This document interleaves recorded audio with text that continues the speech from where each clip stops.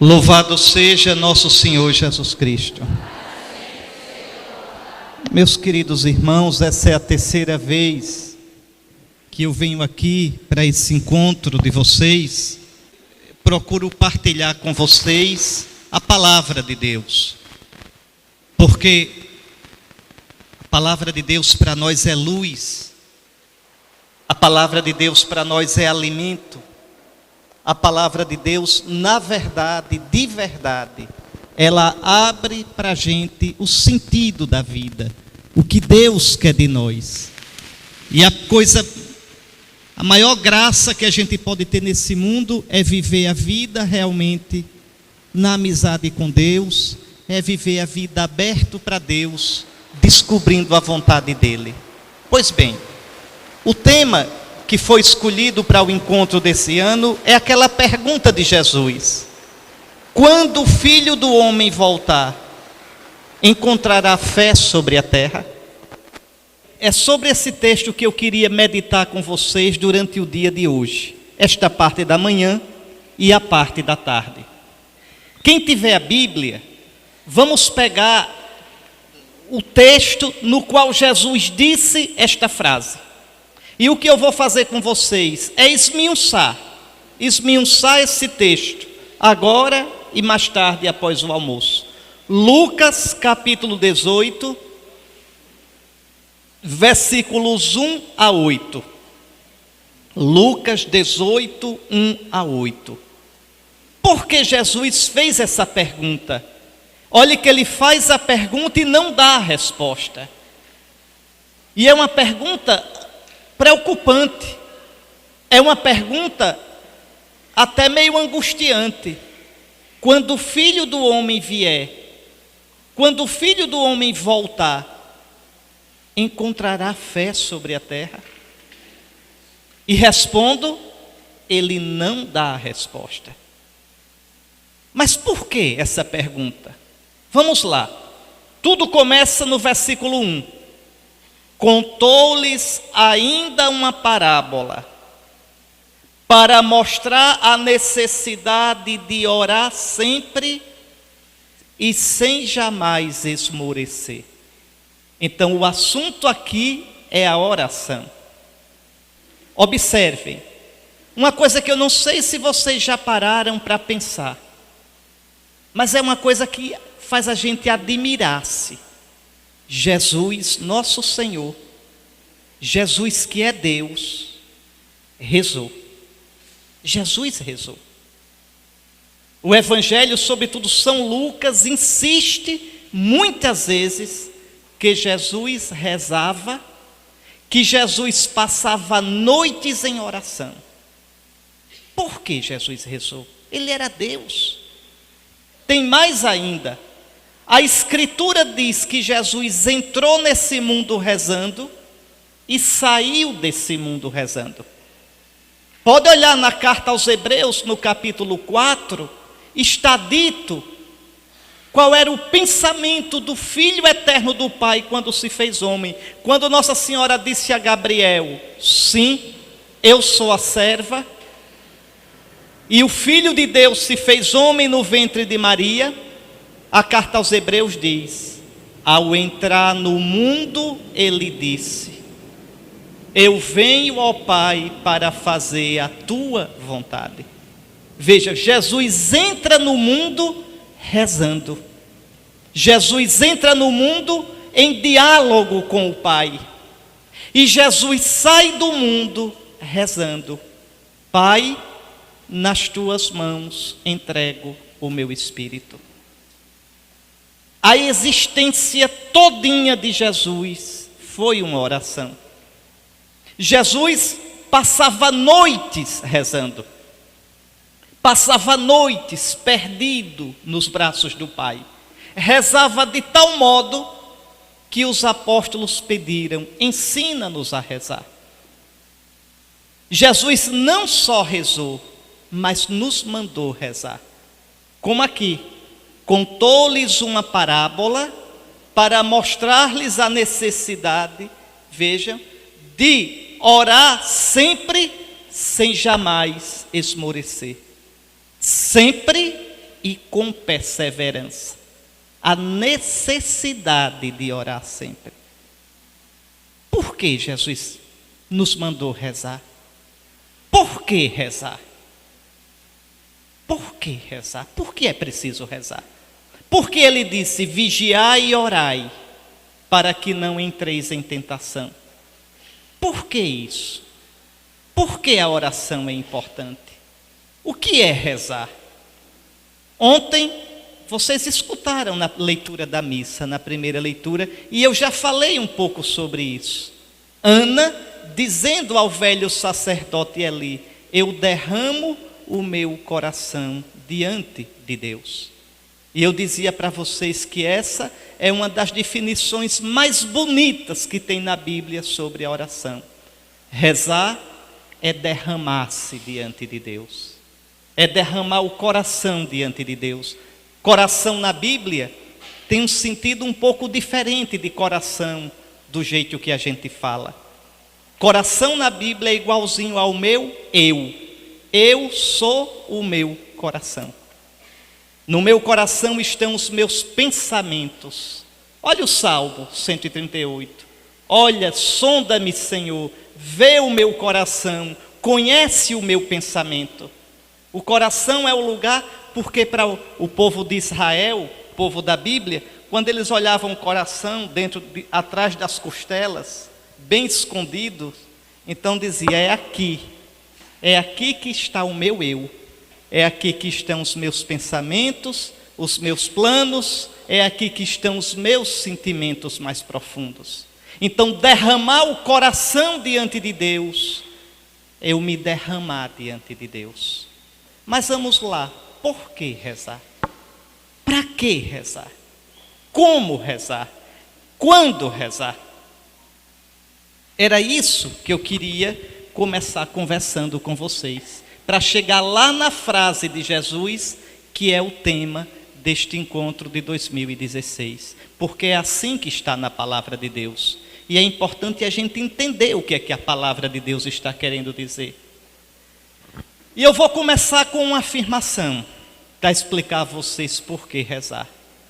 Vou dizer a vocês duas frases: quem reza se salva, quem não reza é ateu. E acabou-se a festa. E vou lhes explicar por quê. Vejam, todos nós nascemos com uma tendência troncha, torta. Todos nós nascemos com uma doença, com uma deformação. A gente chama em teologia de pecado original. Mas o que é esse pecado original? Que está em todos nós, que é a causa de todos os outros pecados. Nós nascemos com uma tendência para viver na ilusão de que a gente é Deus, de que a gente é o dono da vida da gente, de que a gente se basta. Vejam, a gente tem uma sede louca de ser feliz, todos vocês aqui, um desejo louco de se realizar, de amar, de realizar seus sonhos, de viver em plenitude. Todos nós temos essa sede. Pode ser na vida de família, pode ser no amor, pode ser profissionalmente. A gente vive cheio de sonhos, mas a gente tem a tendência e a ilusão de pensar que a gente, com o nosso esforço, do nosso jeito, pode encher a vida da gente e realizar os nossos sonhos. Mesmo quando a gente não diz, mesmo quando você nunca disse, alguns aqui devem ter dito algumas vezes, mas mesmo quando não dizem, a tendência é pensar, sobretudo quando a gente vai ficando adolescente e jovem: a vida é minha, eu faço. Olha como vocês sabem direitinho. Sabem porque pensam. Exatamente. E isso é ilusão. Isso é mentira. Isso é a maior mentira que existe no mundo. Viver assim, pensando isso, é viver uma ilusão. A vida não é sua. A vida lhe foi dada. Você não pediu para nascer. Você não se fez. Você não se escolheu. Vocês querem ver uma experiência interessante? Experimente fazer isso que eu vou dizer um dia. Fiquem num canto sossegado, fechem os olhos, respirem fundo, sintam bem as batidas do coração, os pulmões que se dilatam e se contraem na respiração. Comece a sentir o seu corpo, sentir você. E aí comece a dizer, eu existo. Veja, você existe. Depois você olhe, mas de onde eu vim? Quem me fez? Porque não basta dizer, foi meu pai e minha mãe que se amaram e do amor deles eu nasci. Isso é muito pouco. Vocês são um sonho. Vocês são inteligentes. Vocês são um desejo de eternidade, um desejo de felicidade. Quem me fez? De onde eu vim? E para onde vai a minha existência? Que vai passando. Eu já fui jovem como a maioria de vocês. A vida passa e passa depressa. Quem sou eu? De onde eu vim? Para onde eu vou? E vocês vão ver que vocês não se fizeram. Não, a vida não é da gente. A vida não é minha. A vida é um dom. Eu venho de alguém com A maiúsculo. Santa Teresa dizia, vossa sou, para vós nasci. Que quereis fazer de mim? Vejam, a vida é um dom, é um presente que me foi dado. Eu não tenho totalmente o controle da minha vida. E atenção, tem mais ainda. A vida não só me foi dada, ela me é dada.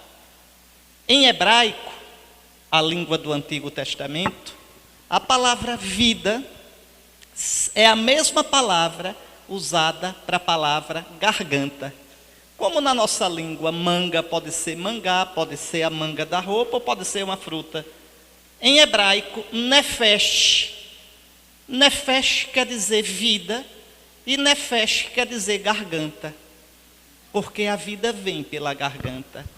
O ar que você respira, a água que você bebe, o alimento que você come. Vejam, a vida você recebe o tempo todo. Você já viu que você é um bicho aberto? Olhe, tem uns buracos para receber a vida. Está vendo? Deus não só criou você, Deus mantém você na vida. O homem que disser assim, a vida é minha, eu faço. Quando vocês pensarem isso, a vida é minha, eu faço como eu quero. Aí vocês experimentem fechar a boca e o nariz por 5 minutos, para ver se a vida é de vocês mesmos. Para ver se vocês têm um gerador próprio dentro de vocês que garanta a vida. Não, a vida não é sua. Imenso dom de um amor sem fim. A vida é dom, é presente de Deus. Então, mas vejam, no dia a dia, nas escolhas de vocês, na vida de família de vocês, na vida de estudo, no namoro, nas escolhas, nas amizades, nos divertimentos, a tendência é esquecer isso e viver como se a vida fosse minha, como se eu fosse o centro de tudo. Aí eu tenho uma ideia sobre como deve ser a minha família devia ser assim, meu pai devia ser assim, na minha paróquia devia ser assim, o bispo devia ser assim, o padre devia ser assim, o Brasil devia ser assim, Deus também devia ser assim. Por que é que Deus faz isso? Por que é que Deus não faz aquilo? Por que é que Deus não resolve isso? Notaram? Você é Deus. Tudo gira em torno de você. Você é o cara. Veja, você é, a pessoa mais sábia do mundo. Você tem ideia sobre tudo. Você é Deus. Até para aconselhar Deus, você poderia Veja, se Deus seguisse o seu conselho, o mundo seria bem melhor. Não é? Vejam bem. Pode observar, mas isso somos nós, isso sou eu. E quando as coisas não saem do jeito que eu pensei, porque Deus não faz do jeito que eu acho, aí eu faço, que Deus é esse? E coloco Deus no banco dos réus, porque eu sou Deus. Deus devia me escutar e fazer segundo a minha medida. Se os outros fossem como eu acho, o mundo seria bem melhor. Você que não consegue nem ser como devia e como queria. Me diga se a gente não é doido. Me diga se a gente não tem uma doença fundamental. Esse é o pecado original, que está lá no livro do Gênesis. Não morrereis. Olhe, façam como vocês querem, e vocês serão como deuses, vocês serão os bambambãs, vocês serão os donos do bem e do mal. Nada, não se reprima não, o que você achar que é certo, a vida é sua, aproveite. Essa é a nossa tendência, e além de ser a nossa tendência, isso é que o mundo nos passa, por trás de 1000 palavras, de 1000 opiniões. A única palavra e a única opinião miserável é essa. A única cura para isso é a oração. Por quê? Rezar é derramar-se diante de Deus. Rezar é me colocar na escuta de Deus. Rezar é aos pouquinhos e deixando que Deus seja Deus na minha vida. Quando a gente reza de verdade, a gente vai experimentando isso. Deus vai deixando de ser uma ideia e Deus vai sendo uma presença, uma pessoa. E eu vou perceber que Ele é o sentido da minha vida, que Ele é o meu rochedo, é o meu batente. Aí eu vou descobrindo uma coisa linda. Eu sou somente criatura, frágil, mas eu sou amado por Deus. Eu estou nas mãos dEle. Aí sim, eu vou vendo todo o meu valor, mas ao mesmo tempo eu vou vendo toda a minha pequenez. Por isso quem reza se salva. A melhor terapia que existe, o melhor aprumador de cabeça, consertador de juízo, é a oração. É a oração. Porque veja, eu vejo o meu valor, mas não me ensoberbeço.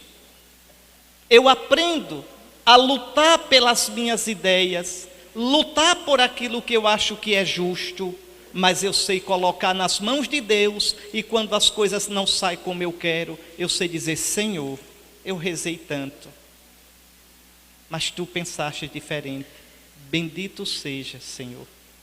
Vejam, a oração me faz ter a ideia justa, na justa medida, sobre mim, sobre os outros, sobre o mundo. Quem reza se salva de si próprio, do seu amor próprio, da sua prepotência, da sua autossuficiência. Quem reza se salva de manipular os outros, de usar os outros como se fossem coisas. Quem reza aprende a ter paciência consigo e com os outros. Quem reza aprende a valorizar-se a si, porque é imagem, é filho de Deus, e a valorizar os outros. Veja, quem reza vai aprendendo a deixar que Deus seja Deus na sua vida. Quem não reza é ateu, porque vive fechado para Deus, porque se coloca, como eu expliquei, como um centro de tudo. É por isso que Jesus insiste em rezar sempre e sem jamais esmorecer. Vejam, eu volto já a isso. Deixa eu somente dar aqui um exemplo que nosso Senhor dá de um ateu que não reza. Olha aqui, olhe como o nosso Senhor diz: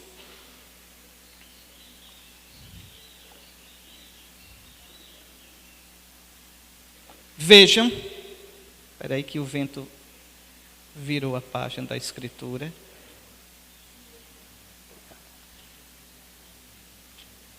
Só um instantinho, meus filhos. Nosso Senhor vai ilustrar essa necessidade de rezar com uma parábola.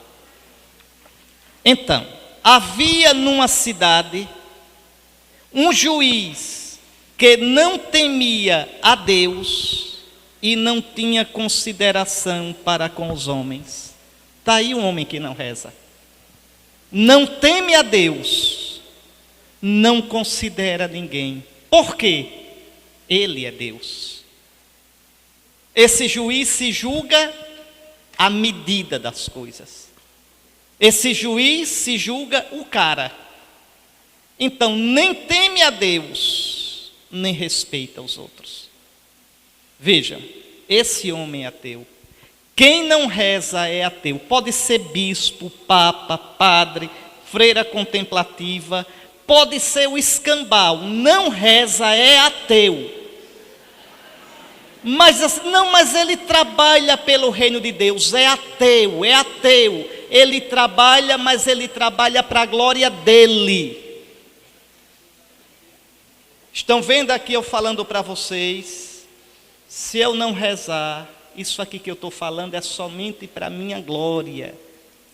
É somente para ser ouvido, para ter uma plateia diante de mim. Não serve para o reino de Deus, é falso. É mentiroso. Serve para o reino de Deus o que nasce do amor a Deus, o que se faz para a glória de Deus.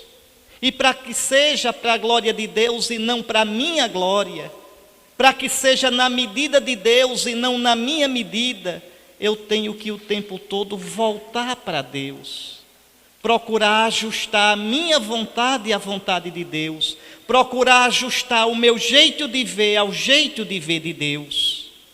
E é na oração que eu faço isso. Por isso o nosso Jesus rezou, e rezou muito. E às vezes rezou angustiado para ajustar. Olhem que mistério. Olhem que mistério. Para ajustar a vontade humana dele à vontade do Pai. Isso não é brincadeira.